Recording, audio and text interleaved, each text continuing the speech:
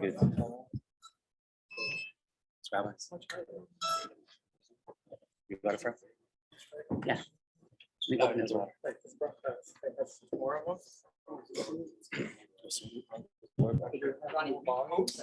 Good morning, Morai Rabotai. We're continuing on Masechet Berachot. We're holding on Daf Yutet, Amud Bet, and the learning of Amud Yomi for month of Av is sponsored for health and happiness of Rafaela Miriam Bat Zipora, Chana Bat Zipora, Emuna Rachel Bat Zipora, Sophia Sarah Bat Zipora, for Nefarish to the mom of Shefa Bat Nechama that should have a refuah shlema, amen, by Mr. and Mrs. Bayanfar. We are holding 15 lines from the bottom of the Amud, and we are discussing still the continuation of the Gemara from yesterday of whether or not we say en chokhmah en tibuna ve'en etzah neged Hashem. What do you do in a situation in which you see somebody doing an avera, or you yourself find a shatnez in your clothing that you have woolen linen? Do you have to take it off even though that's embarrassing? Or do you say, look, let it just be? Kavod gadol kavod habriyot shtochel lo ta'aseh shebatorah. That the respect of a person is so important, not to embarrass somebody, not to embarrass yourself in this case. It's so important that doche lo ta'aseh shebatorah, that sometimes could even push off something that is not mutar. So yesterday we discussed that this is only talking about a lo ta'aseh d'Rabbanan, a mitzvah d'Rabbanan, but not something from the Torah itself. We even mentioned the case that the Gemara brought, that the Braita really literally says, Gadol kavod habriyot shedoche lo ta'aseh shebatorah. That kavod habriyot is so important, the respect and the honor, the dignity of a human being is so important that pushes off a lo ta'aseh, don't do of the Torah, which seems to be like a checkmate case. The Gemara said, no, it's talking about the lo ta'aseh of lo ta'asur in Parashat Shoftim, upcoming parashiot, that is really a derabanan, which is attached to a guideline from the Torah. Do not deviate from anything that the Sanhedrin tell you, says the Torah. So any derabanan, in its essence, really is also a guideline from the Torah, because the Torah says, do not deviate from the rabbinic laws. Now we're going to discuss another example. Tashma, ve'it'alam tamehim. When you find someone's lost object, there are two psukim in the Torah that discuss returning a lost object. One of them says, Lo tira et shor achicha or et seyo nitachim. If you see the oxen of your friend or his sheep that are nitachim, they are lost, ve'it'alam tamehim, and you will close your eyes on it. You will turn a blind eye to it. But the language is, ve'it'alam tamehim, and you will turn a blind eye. You will ignore. Now, the context of the pasuk is, don't see a lost object and ignore. But the language is mentioned as though ve'it'alamta, ignore. Now, when you read the whole pasuk together, the simple meaning of the pasuk, of course, is don't see it and ignore it, which means don't ignore it. But it's a funny way of saying it. The right way of saying it would have been, the next time the pasuk says it, it says, Lo tuchal lehitalem. You cannot turn a blind eye. You cannot ignore. That would be the normal way of saying it. And it actually is the next time that the Torah speaks about it, right? So says the Gemara. The Gemara is asking, it doesn't explain it in the Gemara, but the Gemara is asking this apparent discrepancy. It says, one time you tell me that you will ignore. The language of the pasuk is mentioned in such way. Again, for clarity, not that the pasuk means like that. Both of the psukim are saying the same thing in content, but one of them says it in a funny way. Instead of just saying simply, Lo tuchalet alen, you cannot ignore it. You cannot turn a blind eye. When you see somebody's stuff, you have to return it to them. That would be the normal way of saying it. But one time in the Chumash, he says it in like a roundabout way, in a funny way. He says, don't see the stuff of your friend. He says, ho pasuk, and at the end says, vehit alam tamehen, and you will ignore it. Which seems to be indicating that sometimes you actually could ignore it. And that's exactly what the Gemara is going to say. Vehit alam tamehem, pe'amim sha'ata mit'alem mehem. Sometimes, even though despite the mitzvah, despite the commandment that Hashem says, if you see somebody's stuff, you have to pick it up and find the owner and return it to the owner. Sometimes you actually could just ignore it and not do that. When? Sometimes you can ignore, sometimes you cannot ignore. How is that?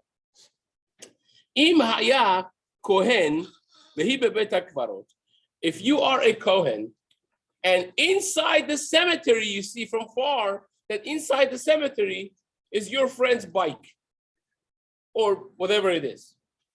Do you have to go to the cemetery and pick it up and give it to your friend? You're a Kohen, you can't go to the cemetery. But you say, well, the Torah says, return the lost object. So maybe the Torah wants me to ignore my being a Kohen in order to return his object. No, in that case, you don't have to do it. You ignore the return of the lost object because you're a Kohen. Or imagine a zaken, a elderly, respectable person, and it's eno lefi kivodo. And the lost object is such an insignificant thing. It's like a pen of somebody. Now you have to bend and take it, and imagine Chacham Obadia is going around with someone's not even one of those like cross fancy pens. It's like a big pen, like a 50 cents. It's not the fikivodo. It's not becoming of his stature in the community. That also you could just let it go.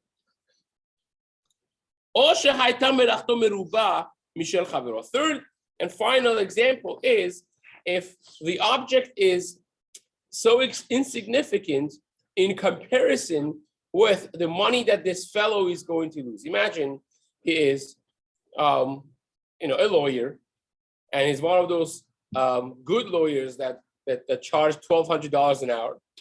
It takes him 2 hours to return this lost object. And it's just a $5 thing, a $10, $15, $50 thing. So he's going to waste two hours of his time. He has to get paid from the owner. So if he's like a regular worker, he gets $60 an hour, and he finds a diamond ring. That's like $10,000 worth. Oh, that's not a Persian one. $100,000, right? And you go there, you get like $10,000 for returning it. It's fine, great. You get something, at least the worth of your hour, right? But if it's your job is going to be 10 times more, so then of course you're going to be patur from that as well. That's why it says in the Chumash vehit alamta, sometimes you could ignore it. And the Gemara says, why? Why don't we just say the good old rule of thumb that en chokhmah ve'en tevuna ve'en etzah neged Hashem? Don't outsmart Hashem. You find something, it's somebody else's object, get it up and get it off the ground and get it to the owners. So what that you're old and you're very respectful? You say because of the respect, because I am high stature, I'm patur from returning, I'm absolved from returning something to their owner. Why don't we say en chokhmah en tevuna en etzah neged Hashem? Says the Gemara, no. Shani hatam dichtivit alam tameh. Says you're right. If the pasuk had not indicated this clearly, I would say you're right.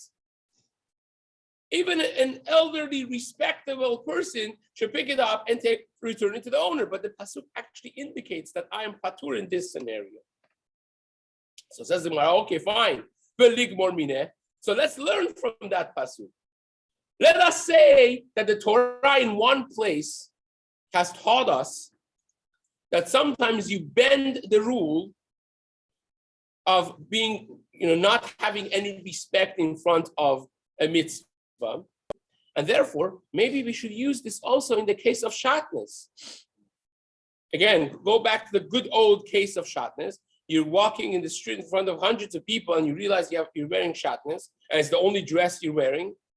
If you rip it apart or take it off, you're going to be walking home half naked and you're going to be embarrassed. So we said you have to take it off.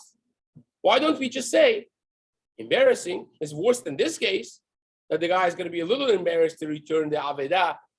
So why can't we learn that from this?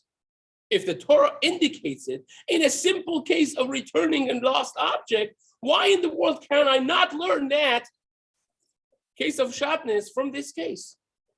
Good question. No? Says the Gemara, because Isura mi mamona lo yalfinan. Mammon is always less of a severity.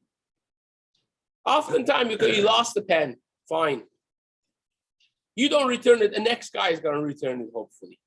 But Isur, when somebody is wearing shatnez, every moment he's transgressing something.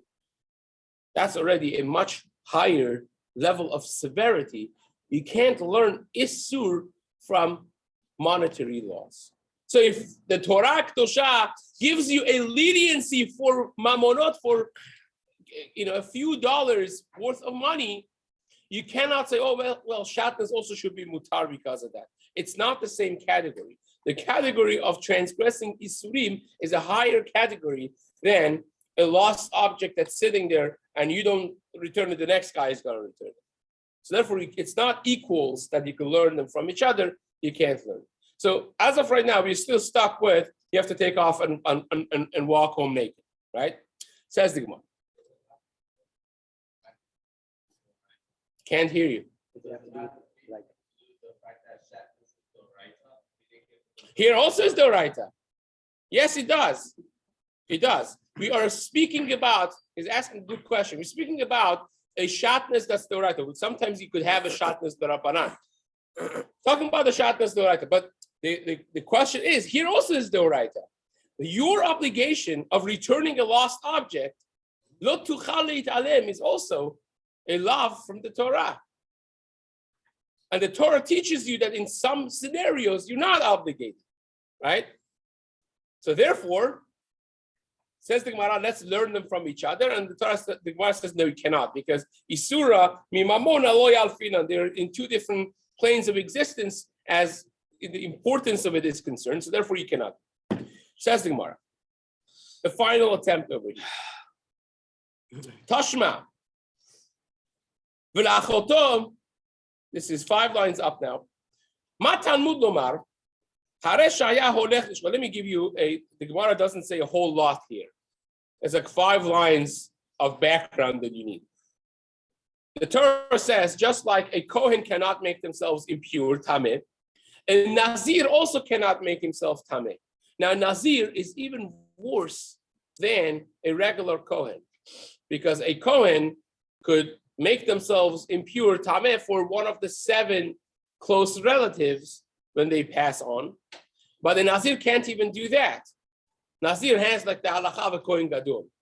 Like, tremendous. Which is a musar by itself, that a person that stays away from indulgements of the world could become a holiness of a Kohen Gadol. 30 days is minimum of Nazirut, right? Stam Nazirut Shloshim Yom. And you could rise above all the levels of Kedusha and become like a Kohen Gadol. It's a tremendous talk by itself for a different time. But nevertheless, that's the halacha by a Nazir. Now, it says about Nazir in the Pasuk, La'aviv ul'imo, le'achiv v'la'achoto, lo yitama lahem b'motam, ki nezer Elohav al rosho. After the Torah having told me already that he becomes like a Kohen Gadol, and we know already that he can't be metameh himself for the relatives, it says it out, it spells out 4 of the relatives. It says, La'aviv ul'imo, for his mother, for his father. For his father, for his mother. Le'achiv v'la'achoto, for his brother and for his sister, lo yitama, he cannot make himself tameh. So, of course, all 4 of those words are extras. And therefore, all of them are to be explained as additional cases that the pasuk is coming to teach you. Now, I'm going to say it first according to Rashi. Tosfot has a little bit of a deviation from that. So Rashi says, the first case, when it says Le'aviv, is coming to tell you that if the Nazir is not just the Nazir,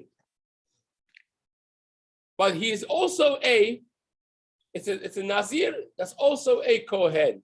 So first of all, you have to understand, a Nazir cannot make himself Tameh for the 7 relatives, for father, mother, brother, sister, daughter, son, spouse.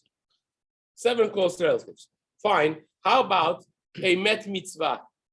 Met mitzvah is he bumps on the way, he's walking, he sees a corpse. No one's there to bury it. In the middle of nowhere.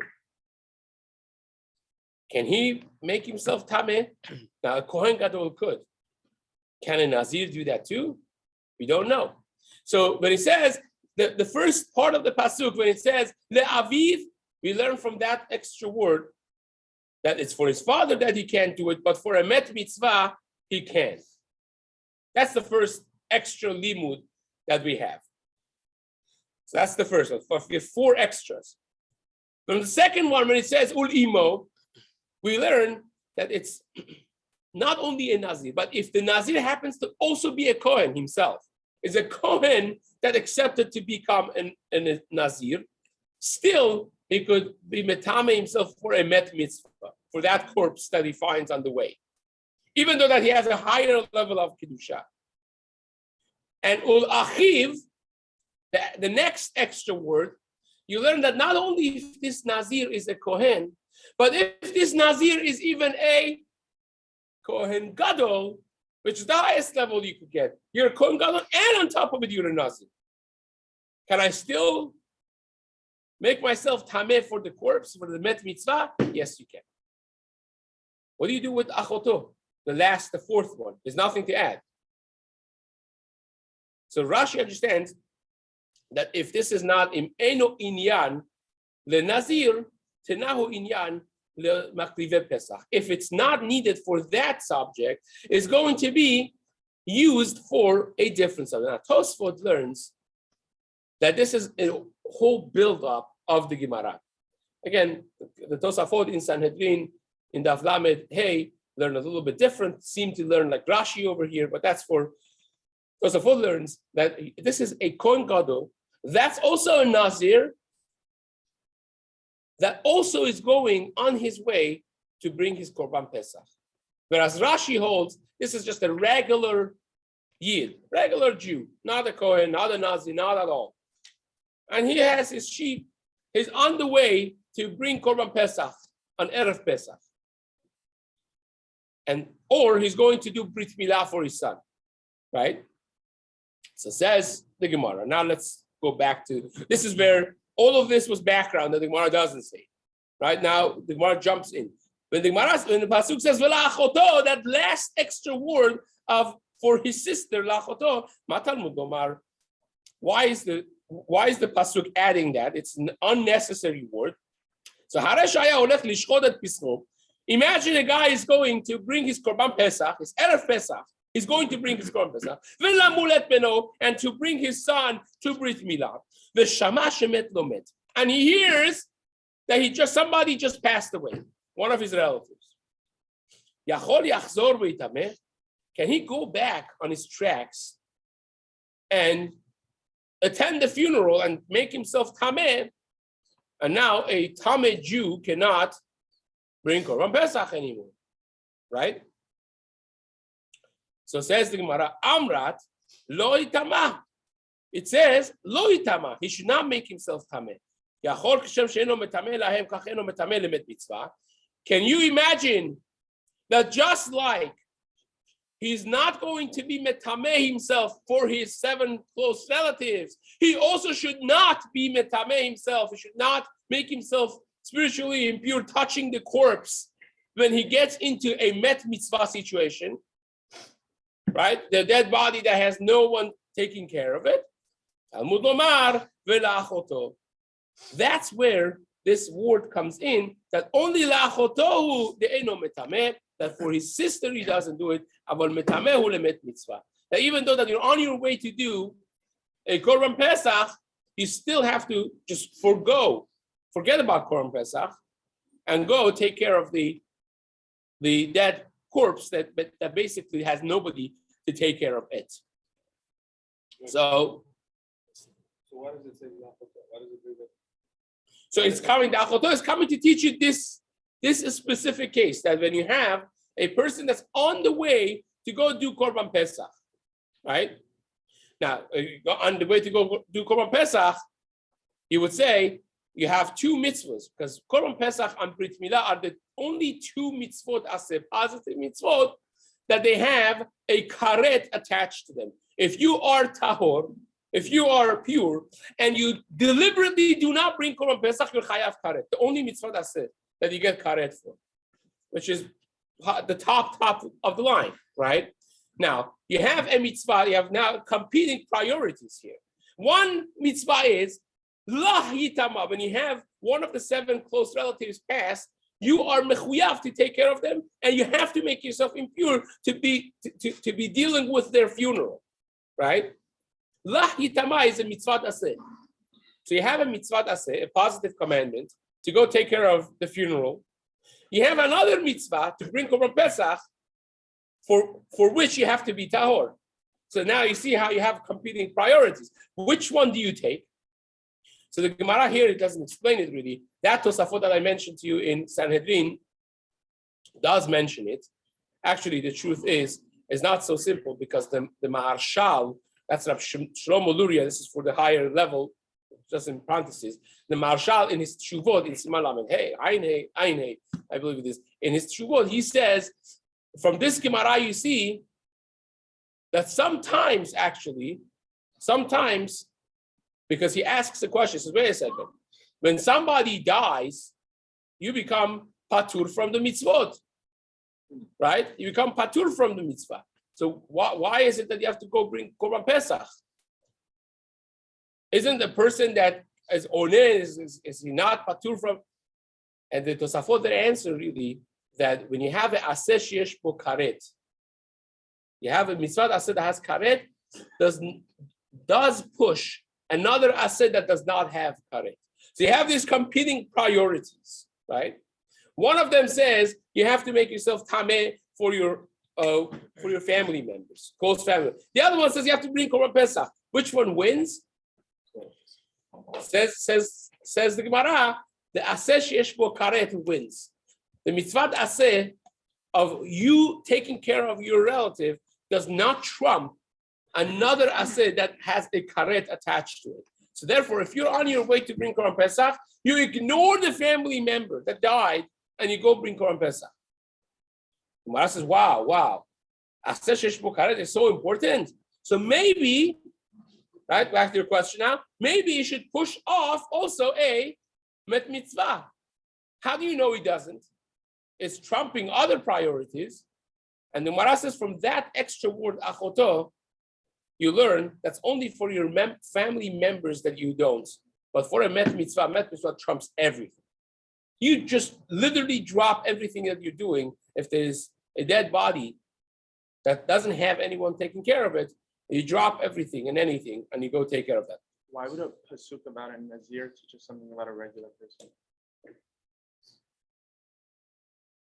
So first of all, according to Tosafot, it is talking about the Nazir that's Kohen, that's going to bring a Pesach.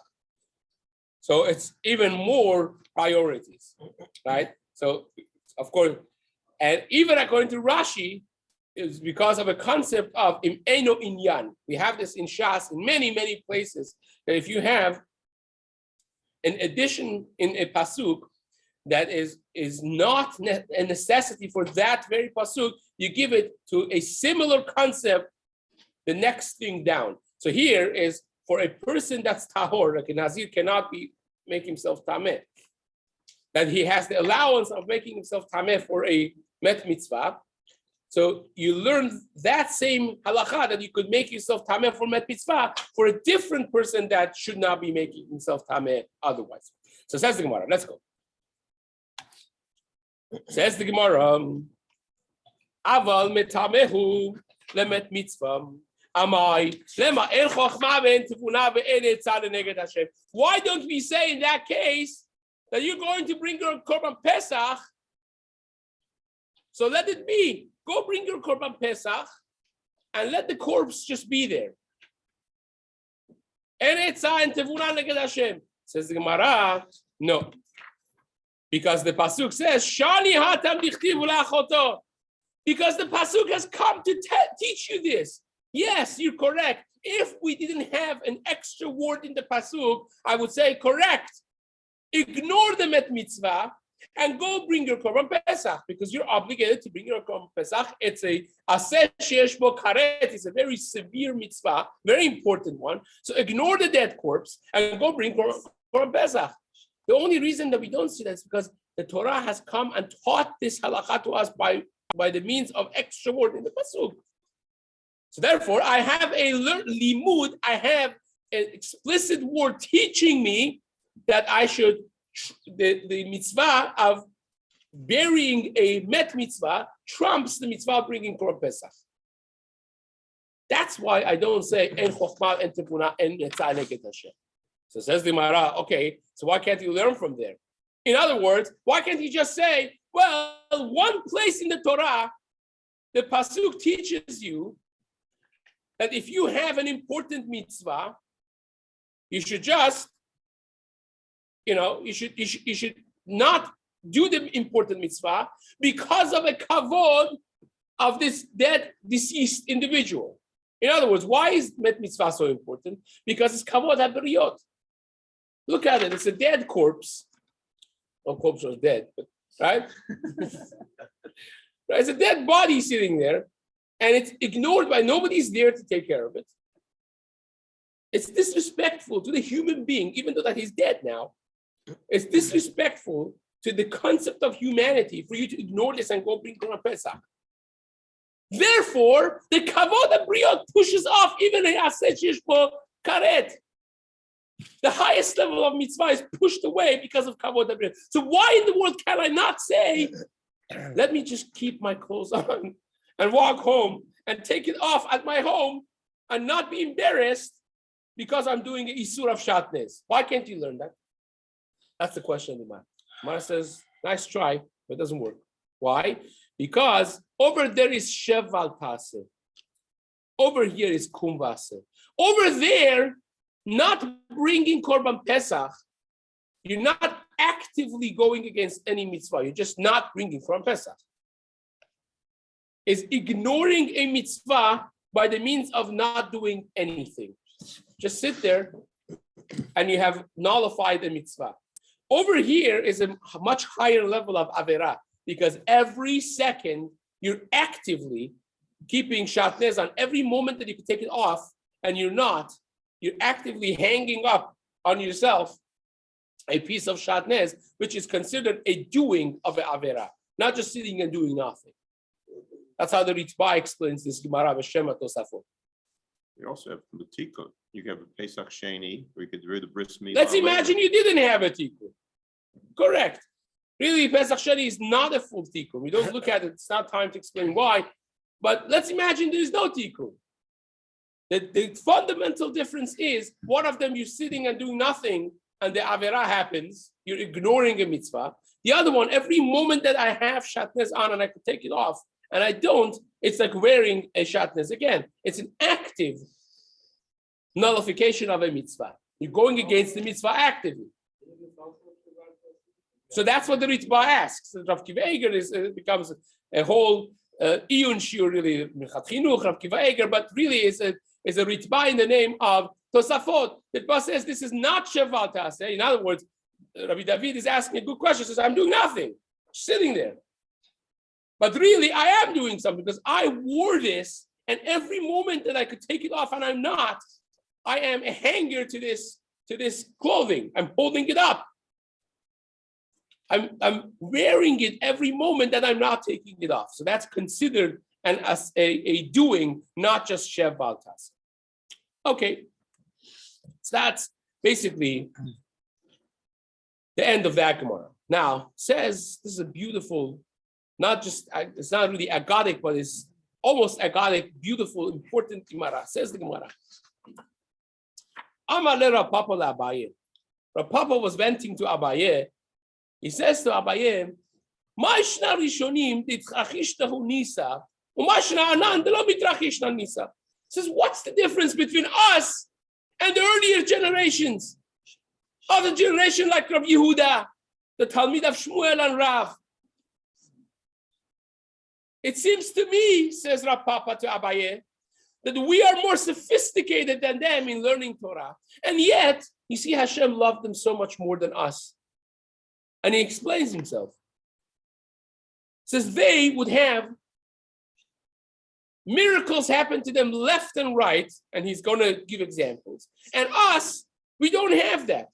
Imishum tanuye. If it's because they learned more than us, not correct. B'shnid Rav Yehuda, in the years of Rav Yehuda, the Talmud of Rav and Shmuel, kule tanuye benezikin. All of their learning was in nezikin.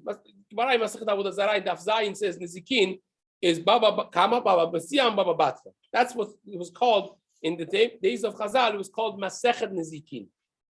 All of them were one long Masechet. That's why we called them Baba Kama. Baba Kama only means the first part. Baba Basiam means the middle part. Baba Batra means the last part. That's what the words mean. Because these are first, second, and last part of the same Masechet. Now we are so weak that we look at Baba Batra, we want to faint. Right? You say, you start the first chapter about Baba Kama, and you're like, maybe I should look into other religions. But really, it's all one Masechta. And all of their learning, says the Gemara, was in Masechet Nezikin. They didn't even learn other things. They were not well versed in other Masechtot, other parts of Shas. The Anan Kamat Ninan, Shita Sidri. We are learning all of the Shesh Starim, the entirety of the Mishtayot. We are well versed in it. So we are much more sophisticated. When Rav Yehuda would discuss the Masechet Taharot, it's not necessarily Uktzin, but the example he brings is from Masechet Taharot. It's irrelevant really what the details is, but over there the Mishnah discusses a woman that is pickling yarak b'kterak, different vegetables with their roots attached to them. And normally speaking, in halachot of tumah v'tahara, if something impure, something tameh, touches the roots, the entire thing becomes tameh. But if it's nichbash, if it's already pickled and it's softened, that's not considered an attachment, therefore it does not become tameh. That's the subject of the Mishnah over there. There are those who say, in a similar case, that when you pickle olives with the attachment of the branch on top of it, is the same halacha, that attachment, when it softens up in a process of pickling, it's now no longer considered attachment in terms of tumah v'tahara, that if something tameh touches that, this becomes tameh, and so on and so forth.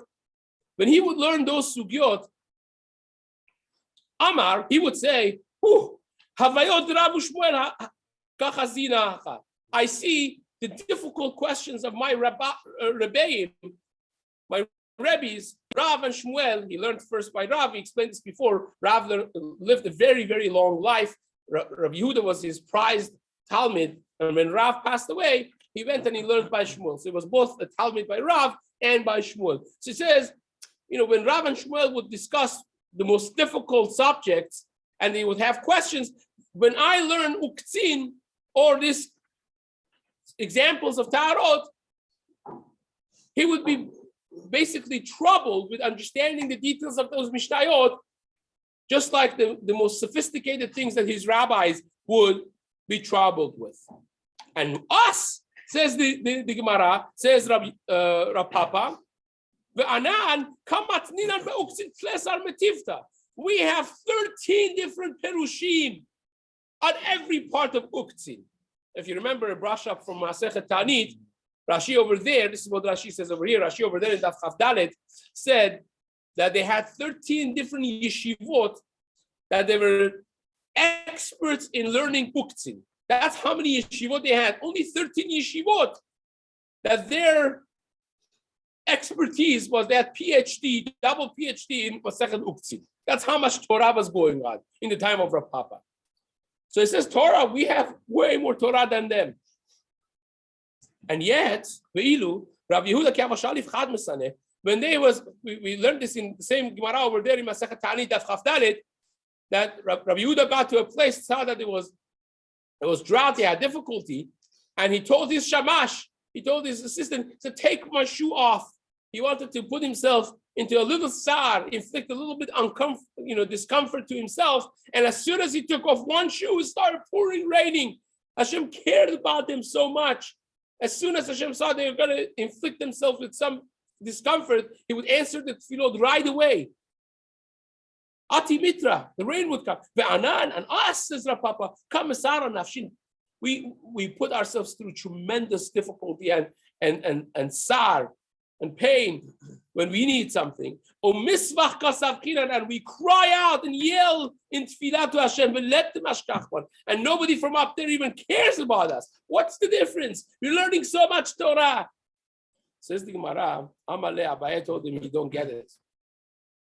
Kamai, those generations have come masli nafshayu akdushat Hashem. It's not a matter of how much Torah you learn. They were willing to give up their lives for Kiddush Hashem. They did Mesirut Nefesh. They were real through and through, and they were willing to give up so much for so little. Anan, lo masker nafshina Kiddushat Hashem. By us, we learn a lot. We're good at learning, but we're not good at the real connection of being able and willing and ready to do Mesirut Nefesh for Hashem. And the Gemara is going to go on and discuss beautiful examples of this, which B'ezrat Hashem we're going to do the days to come. So